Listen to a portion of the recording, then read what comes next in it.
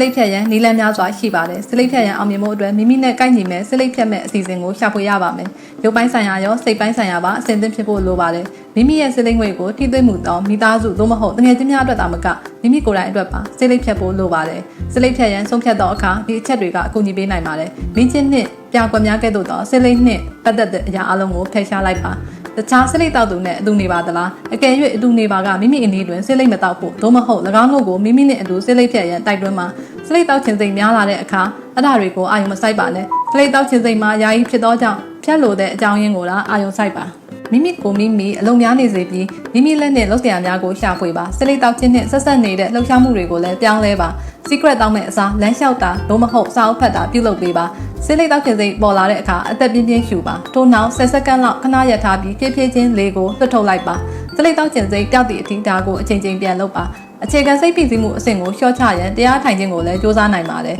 စလိပ်တောက်ခြင်းနဲ့ဆက်ဆက်နေသောနေရာများလူများနဲ့အခြေအနေများကိုရှောင်ကျဉ်ပါစလိပ်မတောက်သူများနှင့်အနားယူပါသို့မဟုတ်စလိပ်မတောက်သည့်နေရာများရုပ်ရှင်များပြတိုက်များဈေးဆိုင်များသို့မဟုတ်စာကြည့်တိုက်များကဲ့သို့သောနေရာများကိုတွားရောက်လည်ပတ်ပါ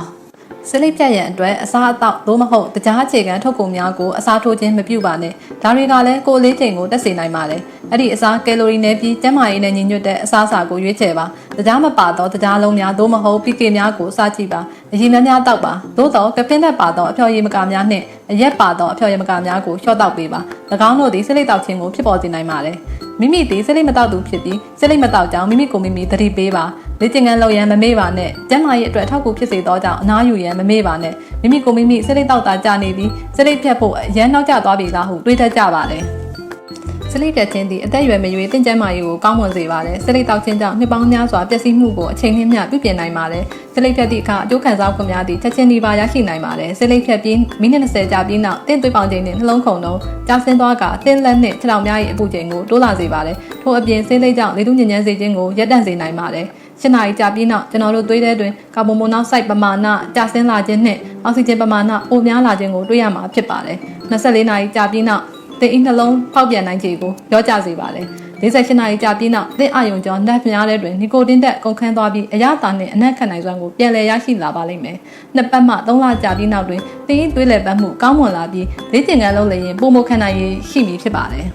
တလားမှ9လကြာပြီးနောက်တွင်သင်၏စွမ်းရည်အဆင့်တိုးလာပြီးဆောင်းဆိုးခြင်းကိုလည်းလျော့နေသွားစေနိုင်ပါတယ်ထို့အပြင်ကြွက်တက်ခြင်းပင်ပန်းနှွမ်းနယ်ခြင်းနဲ့အသက်ရှူချက်ခြင်းတို့ကိုလျော့နေစေပါတယ်တစ်နှစ်အခြားတွင်လက်ရှိစလိပ်တောက်သူနှင့်နှိုင်းယှဉ်မှာကတင်းနှလုံးရောဂါဖြစ်နိုင်ခြေထက်ဝက်နီးပါးရောကျသွားပါတယ်9နှစ်မှ15နှစ်ကြာပြီးနောက်တွင်သင်လေဖြတ်နိုင်ခြေသည်စလိပ်မတောက်သူများကဲ့သို့လျော့နေသွားပါတယ်